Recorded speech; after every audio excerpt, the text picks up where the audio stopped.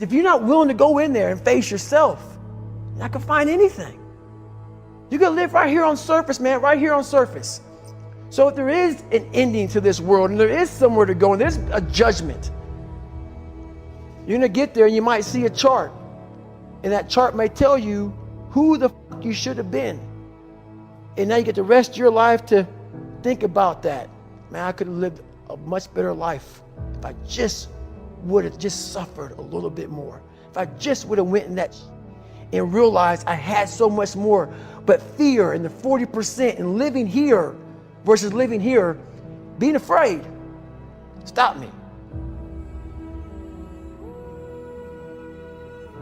Your biggest enemy, the most important conversation you will ever have in your life is the one you have with yourself. You wake up with it, you walk around with it, you go to bed with it, eventually you're gonna act on it, whether you're good or bad. You have to, that's why the whole thing about this book I have, it's about you. It is about you. It's strictly about you finding who you are. So many people die, live 100 years, never fucking know who they are. Never know who they are. You have to look in that mirror and know there's so much more in here, man. Because I can literally right now be a 300-pound guy spraying for cockroaches still to this day if I did not look in that mirror and say, there has to be more to this. This can't be it. And then willing to go into it, dive deep into it, and give all I have to find it. So that's what all that's about. Let's say there's 10 people in this room, and we're all mediocre.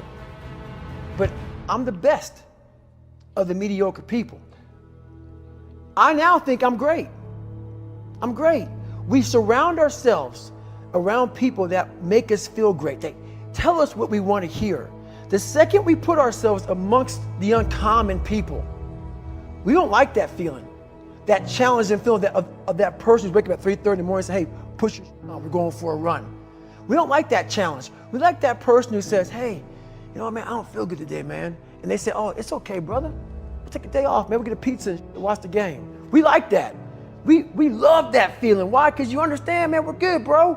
We don't want that motherfuckers like this. Hey, man, no, bro. Get your fucking shit on, man. Stop being a punk. We don't want that in our lives. We don't want that person who's constantly challenging our weaknesses. We want that person who's constantly, making us feel nice and good and secure in ours.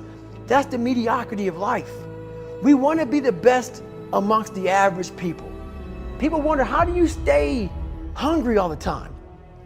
Because after I accomplish something, I don't sit back like a lot of guys who graduate buds, graduate this, graduate that. They get comfortable.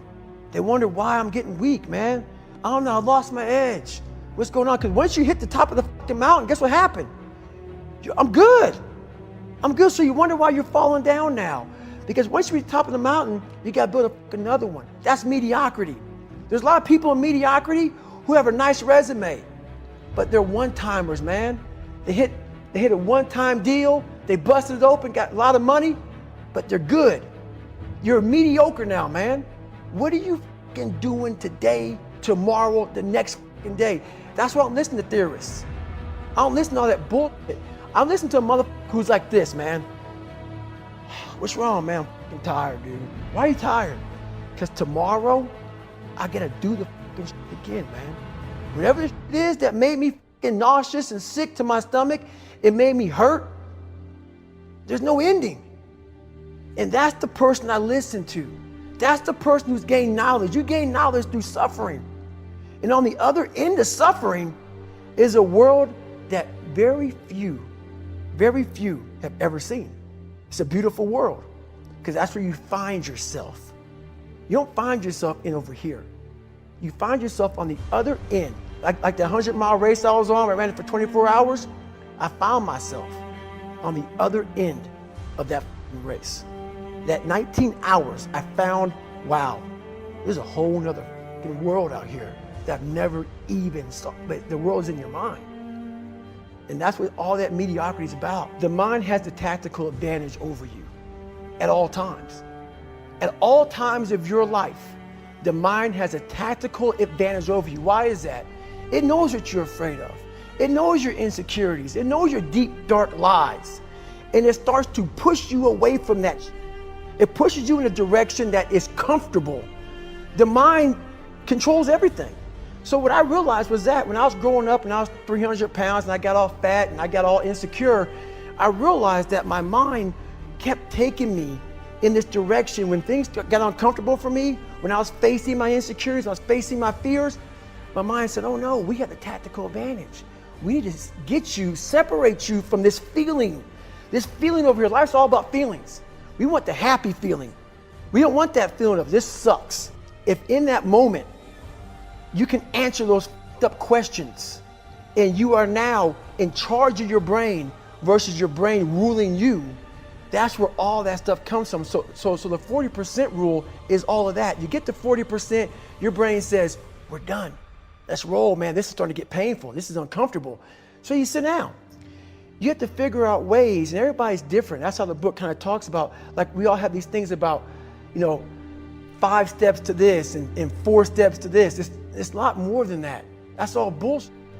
It's a practice that you have to, it's a habit. So if you know that at 40%, I'm feeling pain. At 40%, I'm feeling pain. That's where the 40% rule kicks in. Now it starts. Okay, I'm feeling pain. My mind's saying all this to me. It's saying, get out of here, run, flee. The fight or flight kicks in. Okay, we're done. We're not good enough. It starts telling you all these things. You start to believe it because the mind controls all. This is the time where you have to gain control back of your mind. It's okay. Let me see if I can go 45%. And once you start giving yourself more and more hope and start realizing, okay, the mind starts to be, okay, what are you doing? We're supposed to be going right and you're going left. You start then controlling your mind. Start finding more in yourself. And then it goes from 40% to a lot further than that. But that's the start of it though. Get to the spot where your mind is saying stop. Wherever that is, you gotta get there first. And then that's when that starts to work for you. You gotta control yourself in that moment.